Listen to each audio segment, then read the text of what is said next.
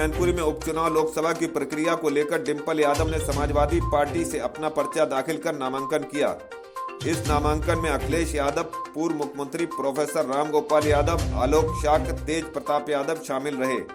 नामांकन करने के बाद पहली बैठक उन्होंने नुक्कड़ सभा के रूप में मैनपुरी के किशनी विधानसभा समान कटरा में की, जहां उन्होंने अपने कार्यकर्ताओं से पहले तो नेताजी मुलायम सिंह का साथ देने पर आभार व्यक्त किया, उसके बाद वोट मांगा तथा उन्होंने कहा कि यह चुनाव नेताजी के बगैर हो रहा है।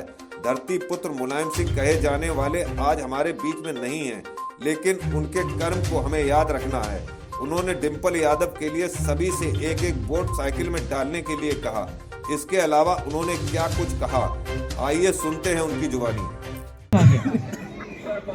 पूरे देश की राजनीति में अगर किसी को धरती पुत्र कहा गया तो वो नेताजी थे, जिन्हें आपने नेताजी बनाया, वही धरती पुत्र। लोग उनसे जमीन से जुड़े थे, आज वो हमारे बीच नहीं है। इसलिए हमारी आपकी ये जिम्मेदारी बनती है कि उनकी जो लड़ाई थी, उन्होंने जो रास्ता दिखाया, उस रास्ते पे चल करके हम सब मिलकर के समाजवादी पार्टी को और मजबूत करें। उनके ना रहने पर ये पहली बार चुनाव होने जा रहा है और इस परिणाम को पूरा देश देखेगा। देश में इकलौती सीट है जहां पर चुनाव हो रहा है। जो भी शपथ लेगा वो अकेला खड़ा दिखाई देगा देश में।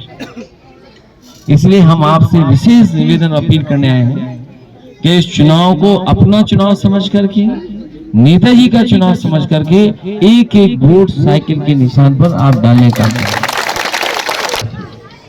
मैं आप सबका बहुत बहुत धन्यवाद देना चाहता हूं कि इतनी संख्या में हमें और आपको मिलने का मौका मिला।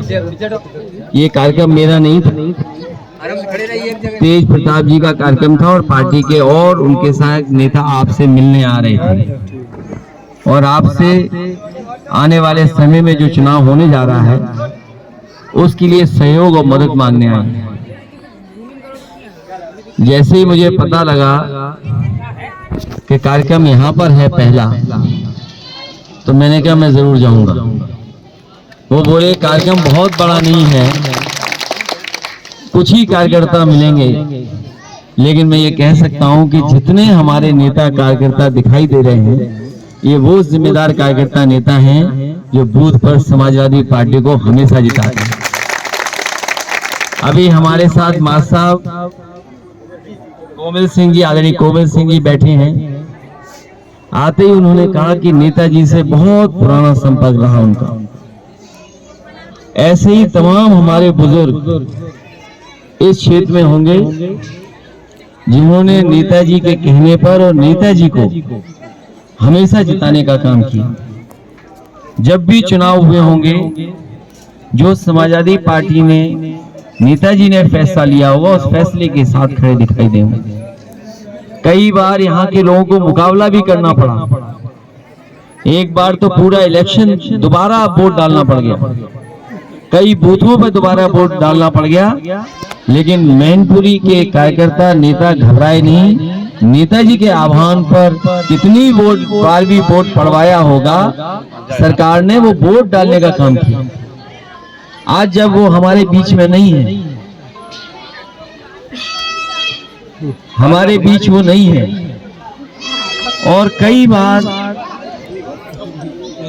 ये हम और आप कहते हैं, और जिस समय नेताजी हमारे बीच